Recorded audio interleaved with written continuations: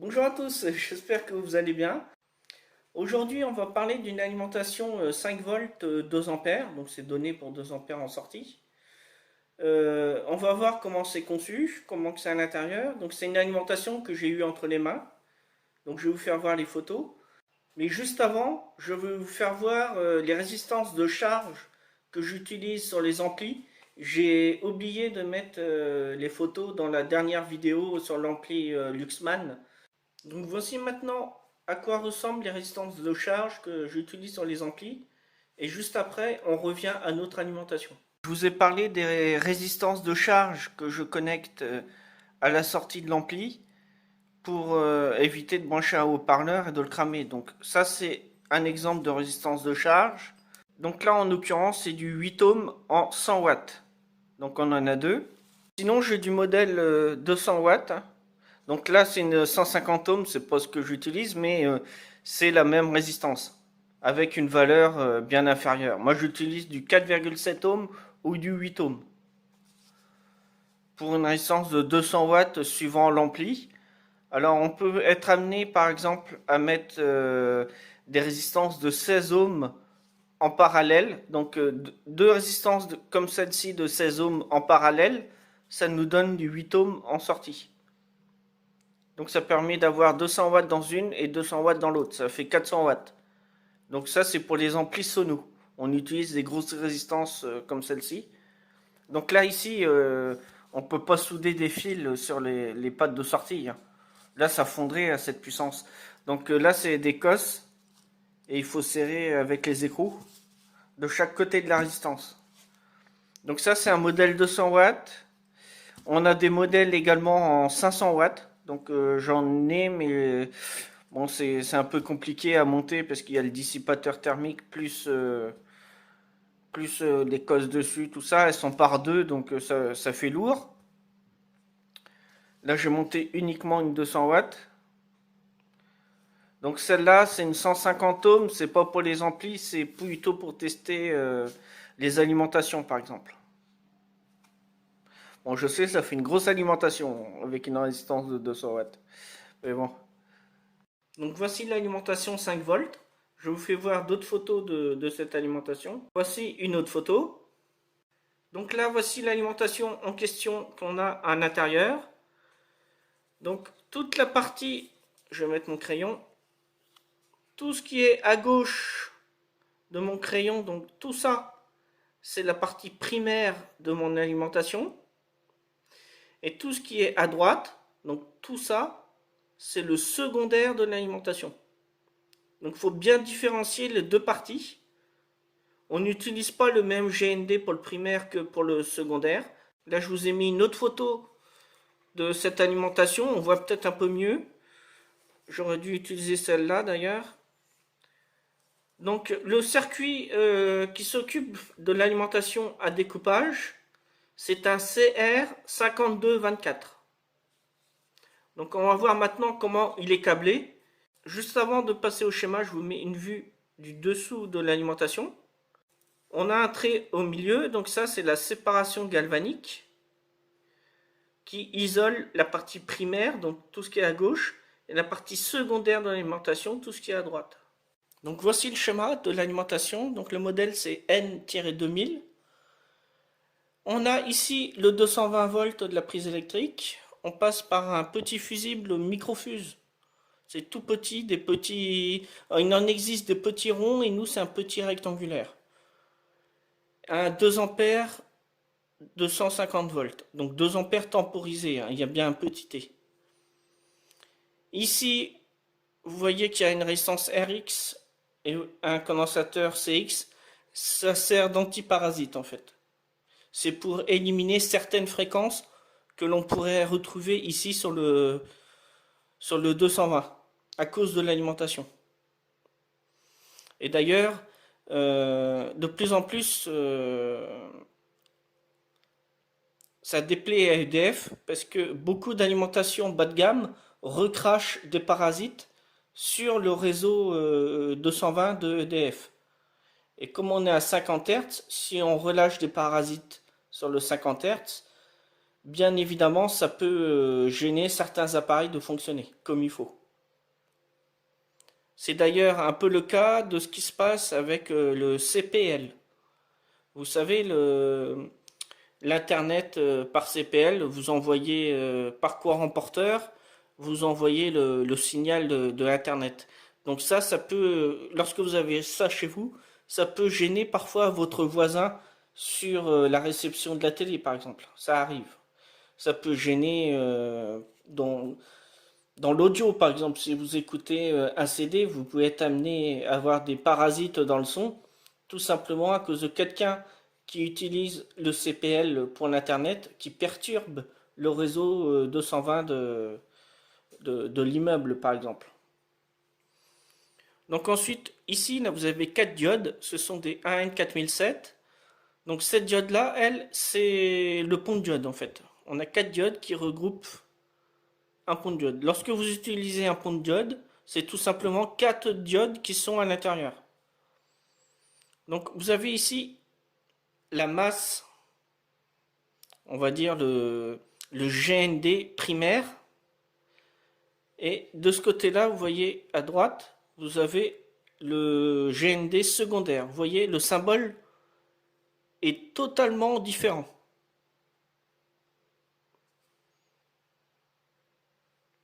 Ensuite, on a un lissage avec les deux condensateurs. Là, j'ai nommé C1 et C1A. Donc on en a un qui fait 4,7 microfarad et l'autre qui fait 2,2 microfarad. Donc dans l'alimentation, ces deux condensateurs-là, ils étaient bombés sur le dessus. C'est une des pannes qu'on retrouve dans beaucoup d'appareils. Avec les condensateurs qui sont bombés sur le dessus, c'est qu'ils sont HS. Il faut les changer. L'alimentation ne démarrait toujours pas après avoir changé ces deux condensateurs. Donc je vais vous expliquer un peu pourquoi après. Ensuite, on arrive dans le bobinage primaire du transformateur. Donc on a ici à peu près 310 volts, où j'ai mon stylo. On passe par le bobinage. On rentre ici, c'est le drain du circuit CR5224. Donc ce circuit intégré, il utilise un MOSFET, transistor MOSFET qui est intégré au boîtier. Donc on peut remplacer ce circuit intégré par un petit circuit intégré qui fait... Je vais prendre une feuille comme ça, n'importe laquelle. Il y a des écritures, mais ça, on s'en moque un peu. Donc là, on va dire qu'on a un circuit intégré. Je vais avoir une résistance, hop, une résistance là. Je vais avoir mon MOSFET. Donc le drain, lui, il est relié au bobinage qui lui est relié au plus 310 volts. Ça, c'est le bobinage primaire de l'alimentation. Je vais avoir la source de mon MOSFET qui repart sur une résistance de très faible valeur pour retourner au GND primaire. J'allais dire secondaire. Donc là, on utilise un MOSFET. Là, dans notre cas, le MOSFET, il est intégré au boîtier.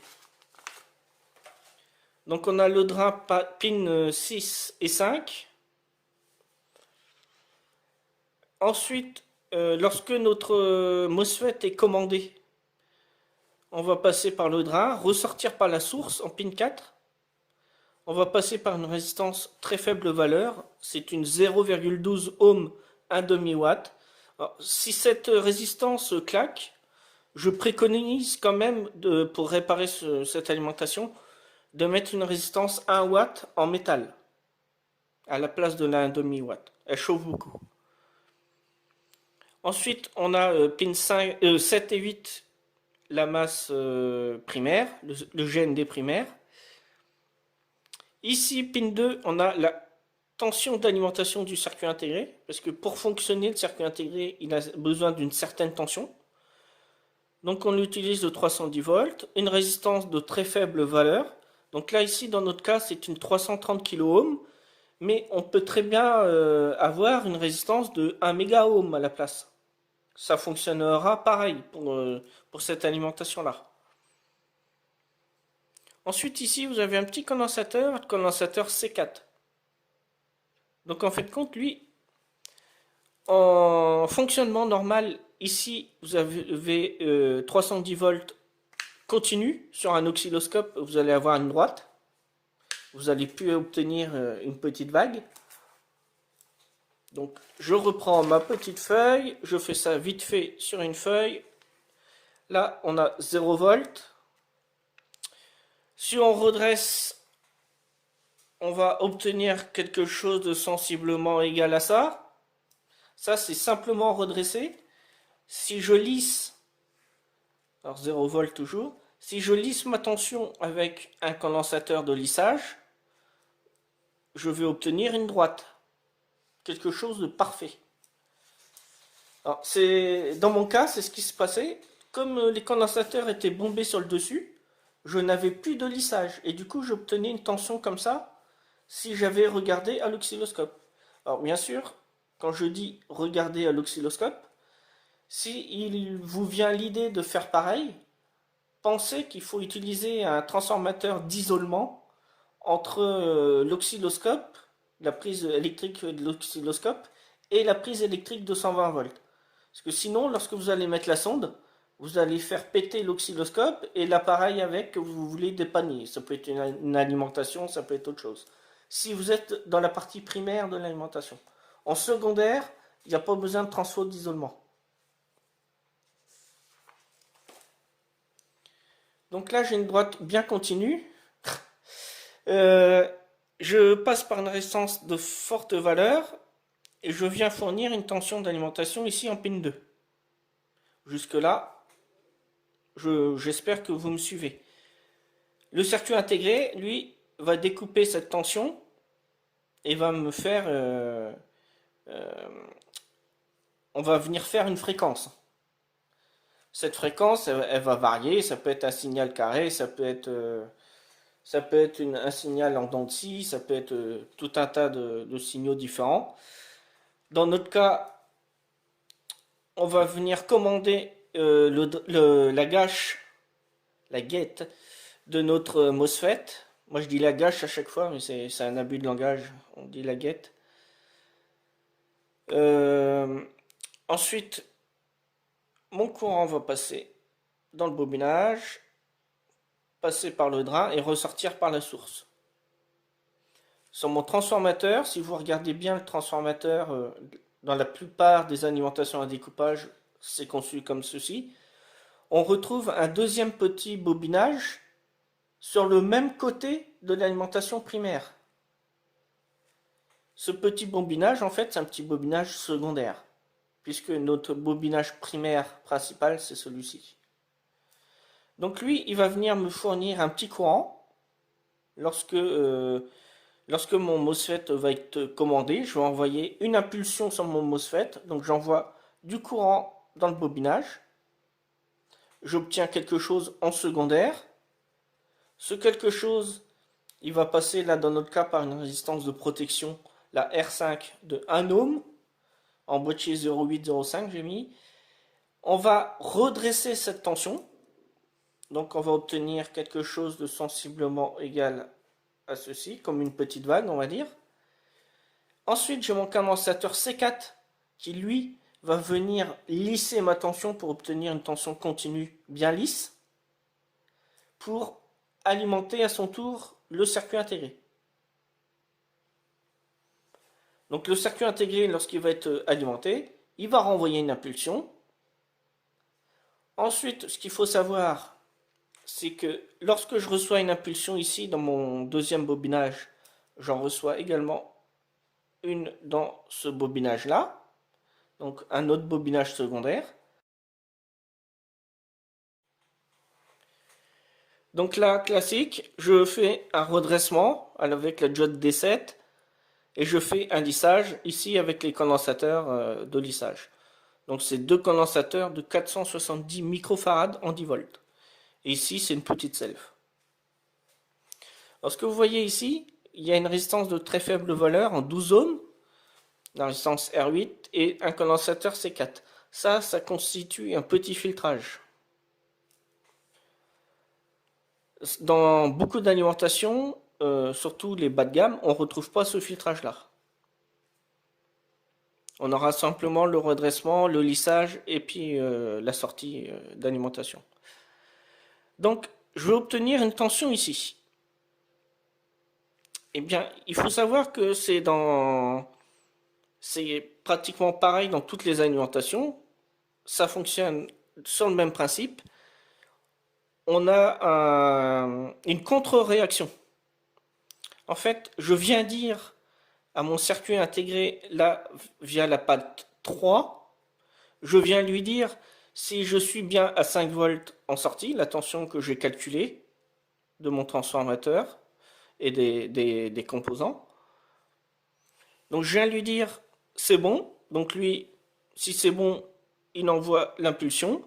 Si jamais il envoie trop fort, on dépasse les 5 volts, on arrive à, je sais pas moi, à 6 volts, à 7 volts. Il va venir dire au circuit intégré en pin 3, envoie moins de sauce. Donc là, on va redescendre.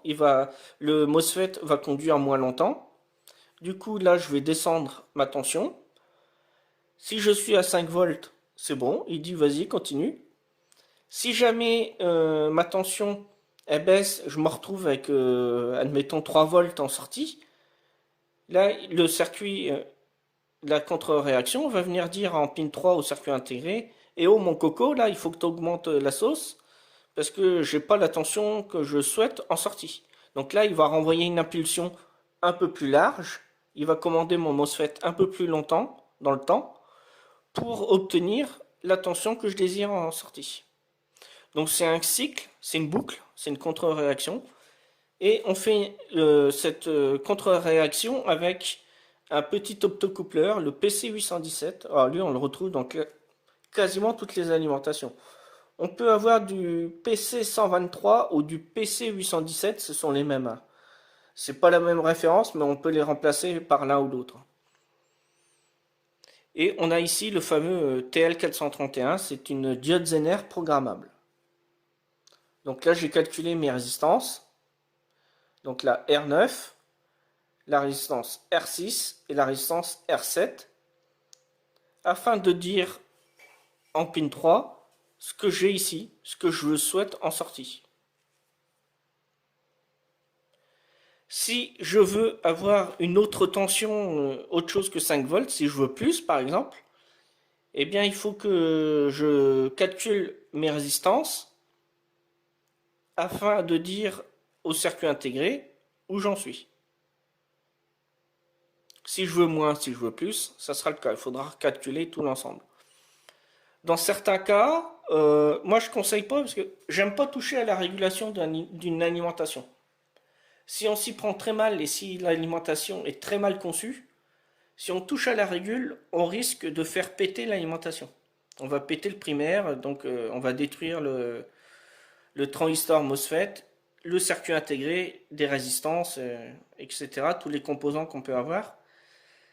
Mais sinon, on peut, en modifiant, en mettant un potentiomètre, un ajustable si on veut, ou un potentiomètre, je peux venir le tourner, donc il va changer de valeur, et du coup je vais obtenir une tension différente en sortie. Mais je déconseille de le faire. Et ensuite, on a ici une petite LED avec une résistance de 1,2 kΩ, c'est la résistance R10. Donc cette petite LED va s'allumer, s'illuminer, on dit, lorsque elle va être alimentée ici en plus 5 volts. Alors, dans une alimentation, parfois, on peut se dire, comme la petite LED n'est pas allumée, je n'ai rien en sortie. Ce qui peut être faux si la petite LED ici est HS.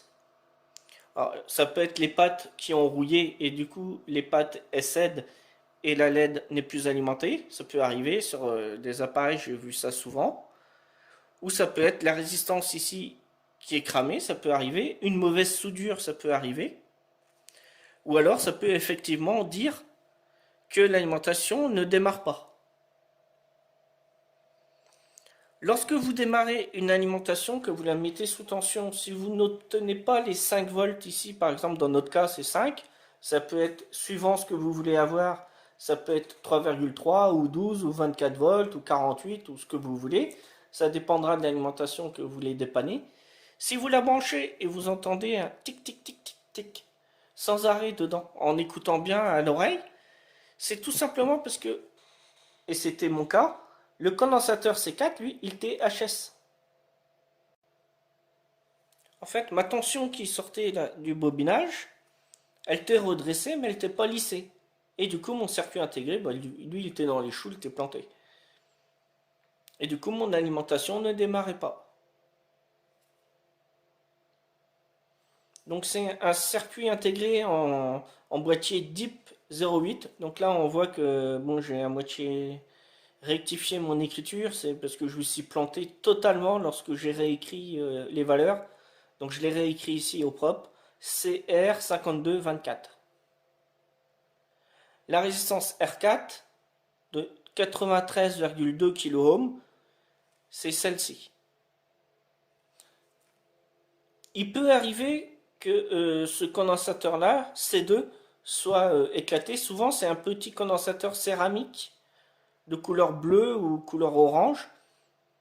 Dans notre cas, c'est un condensateur de type MKT qu'ils ont mis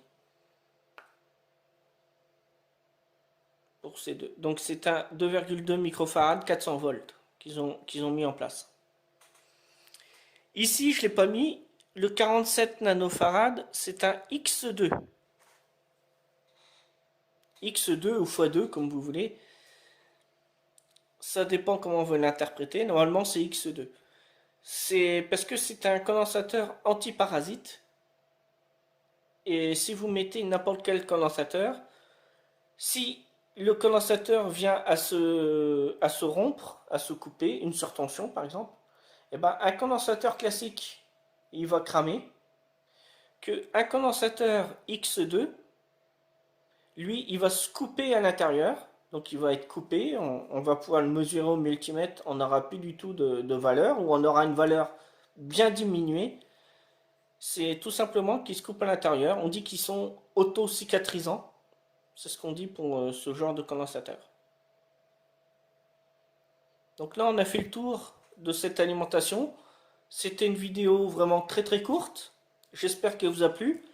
Ça nous a permis de parler de redressement plus lissage. Qu'est-ce qu'on obtient si je regarde à l'oscilloscope? Alors pour ceux qui ont un oscillo, vous pouvez très bien vérifier ce que je viens de vous dire en enlevant par exemple les condensateurs ici de lissage, en regardant ici le redressement, ce que ça donne. Donc vous allez avoir la petite vague comme je vous ai expliqué. Ensuite, vous pouvez utiliser les condensateurs ici, les remettre, les souder et vérifier à nouveau ici. Et là, vous allez voir que la tension est bien continue, si les condensateurs sont bons. Donc, je vous conseille de regarder ici, sur la partie secondaire de l'alimentation. Parce que lorsqu'on regarde ici côté primaire, c'est un peu plus délicat et il faut un transfo d'isolement. Donc voilà, c'est tout pour cette alimentation. N'hésitez pas comme d'habitude à mettre le beau petit pouce vers le haut.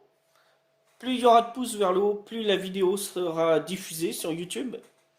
Je pense que c'est important de regarder ce genre de vidéo car ça explique le métier, l'électronique, comment sont conçus les appareils. Je trouve ça très intéressant de voir comment un appareil est conçu. Alors je vous dis maintenant à la prochaine pour une future vidéo. Soyez sages. Allez, salut!